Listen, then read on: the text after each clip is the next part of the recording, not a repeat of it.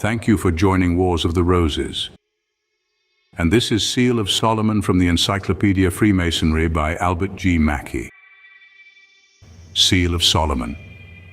The Seal of Solomon, or the Shield of David, for under both names the same thing was denoted, is a hexagonal figure consisting of two interlaced triangles, thus forming the outlines of a six-pointed star. Upon it was inscribed one of the sacred names of God, from which inscription it was supposed principally to derive its talismanic powers. These powers were very extensive, for it was believed that it would extinguish fire, prevent wounds in a conflict, and perform many other wonders. The Jews called it the Shield of David in reference to the protection which it gave to its possessors, but to the other Orientalists it was more familiarly known as the Seal of Solomon. Among these imaginative people there was a very prevalent belief in the magical character of the King of Israel. He was esteemed rather as a great magician than as a great monarch, and by the signet which he wore, on which this talismanic seal was engraved, he is supposed to have accomplished the most extraordinary actions, and by it to have enlisted in his service the labors of the genii for the construction of his celebrated temple. Robinson Crusoe and the 1001 Nights are two books which every child has read and which no man or woman ever forgets.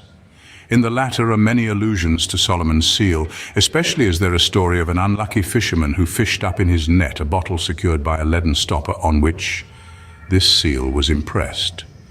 On opening it, a fierce Afrite, or evil genii, came forth, who gave this account of the cause of his imprisonment. "Solomon," said he, "the son of David, exhorted me to embrace the faith and submit to his authority, but I refused.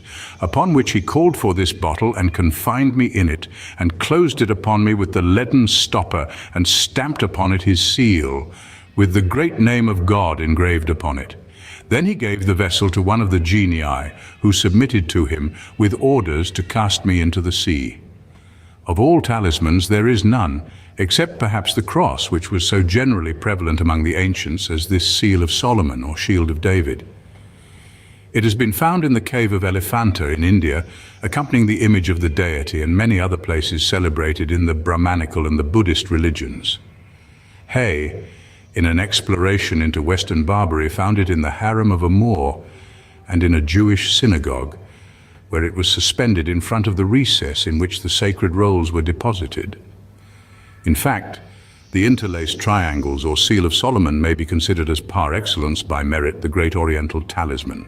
In time, with the progress of the new religion, it ceased to be invested with a magical reputation, although the Hermetic philosophers of the Middle Ages did employ it as one of their mystical symbols. But true to the theory that superstitions may be repudiated but never will be forgotten, it was adopted by the Christians as one of the emblems of their faith, but with varying interpretations.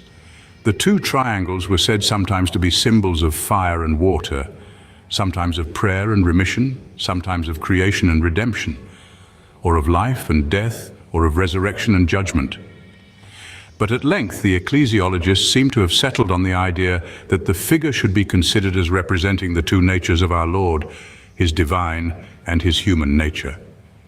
Thus we find the Seal of Solomon dispersed all over Europe in medallions made at a very early period, on the breasts of the recumbent effigies of the dead as they lie in their tombs, and more especially in churches, where it is presented to us either carved on the walls or painted in the windows.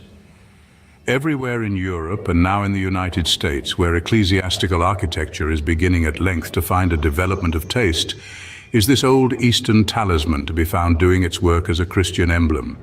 The spirit of the old talismanic faith is gone, but the form remains, to be nourished by us as the natural homage of the present to the past. Among the old Kabbalistic Hebrews, the Seal of Solomon was, as a talisman, of course deemed to be a sure preventive against the danger of fire. The more modern Jews, still believing in its talismanic virtues, placed it as a safeguard on their houses and on other buildings because they were especially liable to the danger of fire. The common people, seeing this figure affixed always to brewhouses, mistook it for a sign, and in time, in Upper Germany, the hexagon, or Seal of Solomon, was adopted by German innkeepers as the sign of a beer house, just as the checkers have been adopted in England, though with a different history as the sign of a tavern, see magic squares.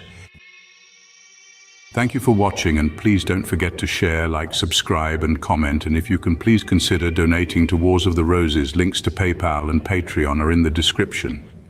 Thank you so very much.